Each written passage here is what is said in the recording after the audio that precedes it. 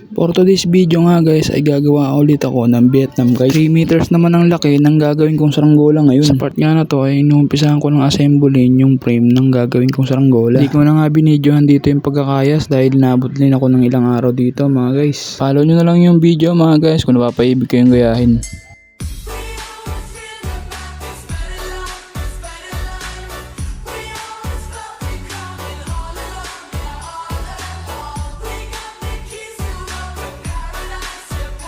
Sa part nga na to ay sinapian ko yung gitna ng ating patindig dahil nung sinubukan kong hagtingin yung pakpak, yung gitnang part ay nabubundis. Dito naman sa part na to ay ginamitan ko ng level hose yung magkabilang dulo ng pakpak at saka ko naman tinalian yung taas baba ng pakpak para tumulis. At pagkatapos nun ay saka ko na hinagting yung magkabilang dulo ng pakpak.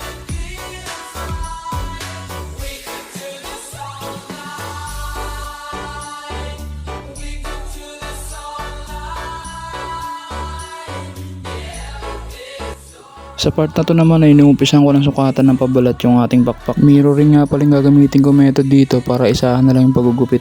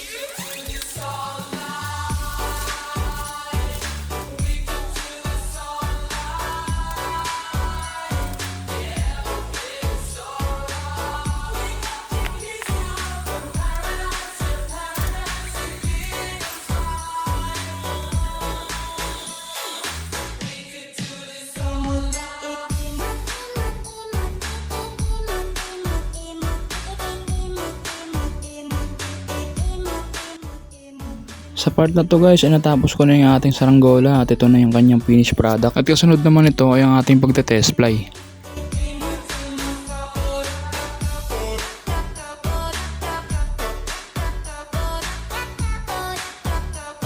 Sa part na to guys ay naglalakad na kami patungo sa aming palipaan para mai-testing natin yung kakatapos lang nating gawa na Vietnam kite.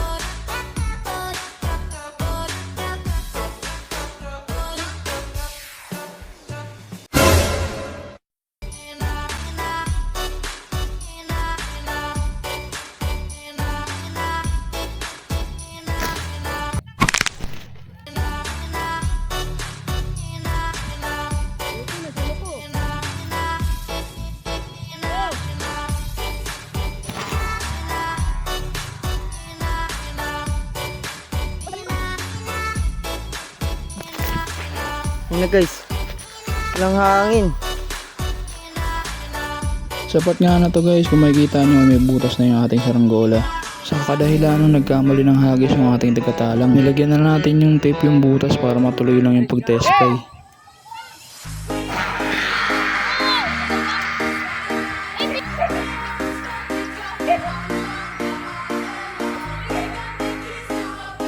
Sa part na to guys, tinalang namin ulit yung saranggola dahil tinanggal namin yung sumba. Nagkulang nga lang siya sa ulo mga guys, kaya siya lumigot.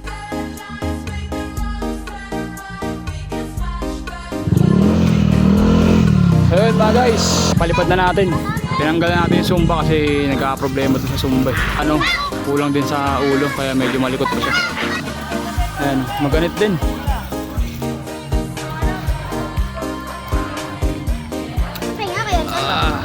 Ayan, ganit. Ang bigat! Ang bigat hindi. Mabigat guys, mabigat siya. At di na nga rin kami nagtagal sa paliparan guys, at maya maya binaba na rin namin yung saranggola. Yo ba guys, ito na yung ano natin na landing na. Kaso nagabutas dahil ito. Dahil nagkamutis Ayan, na lamatan. namali ng hagis kanina pero tinip natin tapos nalipad, okay pa rin, lumipad pa rin siya. Ayan na yung 3 meters natin. Tayo ka, Toy. Ayan.